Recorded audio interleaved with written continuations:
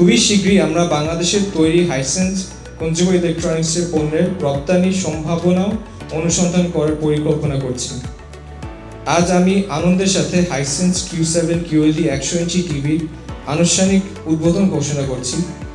উদ্বোধন উপলক্ষে আমরা দিচ্ছি 1 লক্ষ টাকা পর্যন্ত বিশেষ সুবিধা।